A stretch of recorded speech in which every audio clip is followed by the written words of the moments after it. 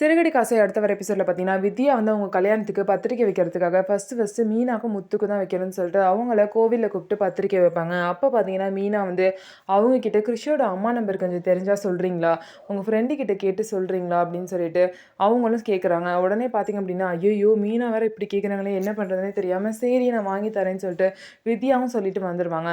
அதுக்கப்புறம் பார்த்தீங்கன்னா, ரோகிணி கிட்ட வந்து இந்த மாதிரி நான் என்ன சொல்கிறது, அவங்க வந்து இந்த மாதிரி நம்பர் கேட்குறாங்க, நீ என்ன சொல்கிற அப்படின்னு சொல்லும்போது அதுக்கு மகேஸ்வரி வந்து ஒரு பிளான் குடுக்குறாங்க. பெசான்னு வந்து நீ எங்க இருக்க? துபாயில தானே இருக்கன்னு சொல்லியிருக்க. அங்க வந்து யாராவது உனக்கு தெரிஞ்சவங்க நம்பர் வாங்கி, இவங்க தான் கிறிஷோட அம்மான்னு சொல்லி, அவங்க நம்பர குடுத்துரு அப்படின்னு சொல்லிட்டு அவங்க ஐடியா குடுக்குறாங்க. அதெல்லாம் நடக்காத விஷயம் அப்படின்னு சொல்லிட்டு பார்த்தீங்க அப்படின்னா, ரோகிணி வந்து சொல்றாங்க.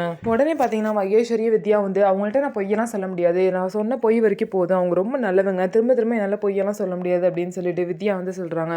ஓ! அப்ப நீங்க இப்படிலாம் பண்ணீங்கன்னா, என் வாழ்க்கை என்ன ஆகுறதுன்னு சொல்லிட்டு ரோகிணி சொல்றாங்க.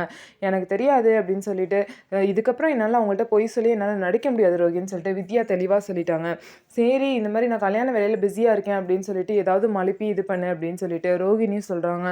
சரி நான் அவ்வளோதான் பண்ணுவேன், அதுக்கப்புறம் நீ பார்த்துக்கோ அப்படின்னு சொல்லிட்டு வித்யாவும் அங்கேருந்து சொல்லிட்டு கிளம்பிடுவாங்க. நம்ம வீடியோ உங்களுக்கு பிடிச்சிருந்தா நம்ம வீடியோவை லைக் பண்ணிக்கோங்க. மறக்காமல் நம்மளோட சேனலை சப்ஸ்கிரைப் பண்ணிவிட்டு பாருங்கள்.